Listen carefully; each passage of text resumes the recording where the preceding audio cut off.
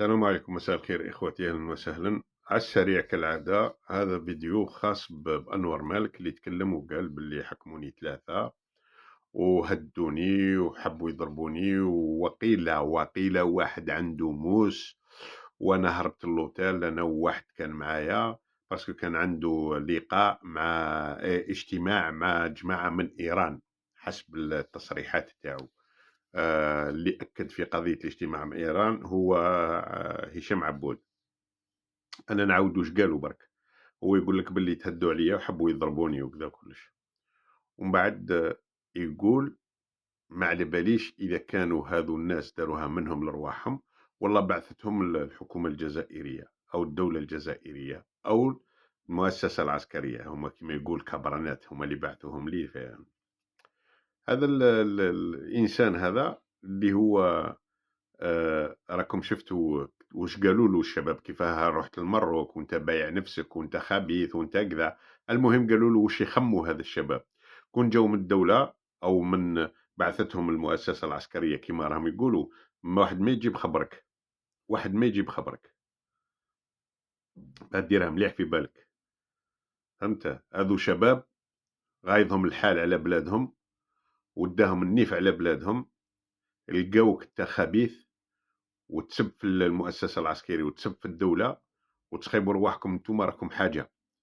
ما تنساش يا أنور مالك باللي نهار اللي كتبت الكتاب على خاشقجي قلت باللي السعودية ما هيش داخلة في الحكاية، وإذا كان داخلة في الحكاية الأمم المتحدة ما عندها حتى دخل في هذا الأمر.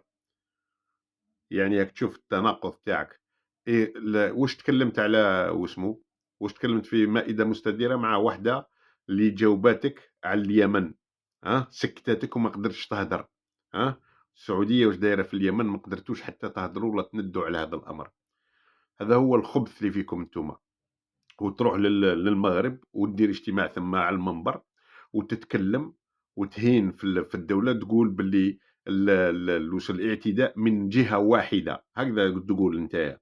يعني كل الجزائرية اللي اعتدت على المغرب والمغرب خاطيهم. والله اقسم بالله غير بايعين الذمه تاعكم كي انت كي هشام عبود كي مهدي غاني كي حتى مهدي غاني اللي راه يتكلم ويحل في فمه ويقول باللي الجزائر ما دارت والو، المروك ما دارت والو، وعلاه راكم تسبوا فيهم وعلاه كذا. هما متقدموا، هما يطلعوا حتى للمريخ. احنا اللي ظلمناهم، احنا اللي سبيناهم الاولين. مدينكم النيف على الاعداء يا خبثاء يلي ما تحشموش على اصلكم. ما تحشموش على اصلكم نتوما، ماكمش عباد، ماكمش عباد اللي الواحد يثيق فيهم خلاص. ويتكلم ثاني حتى بهذاك الصعلوك تاع واش يقولوا له منار سليمي، اللي يتكلم ثاني في حوار مع اذاعه من الاذاعات المغربيه، ويتكلم على من نتكلم على المؤسسه العسكريه ويسميهم بكامرانات. على واه كي راح شنقري حل فرنسا واش تحوسوا تعرفوا واش تقولوا باللي راح يشري في السلاح واش دخلكم راح يشري سلاح والله مش راح يشري، والله كاينه معاهده، والله كاين اتفاق ما بين فرنسا والجزائر، والله واش يهمكم نتوما في الامر؟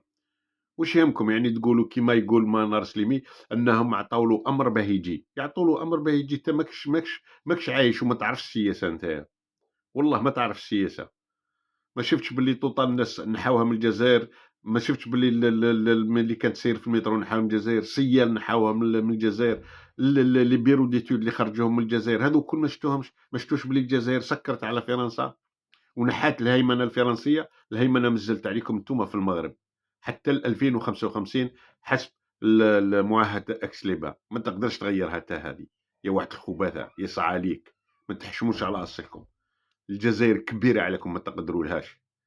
شكرا خوتي، سامحوني إذا كنت قلقت شوية.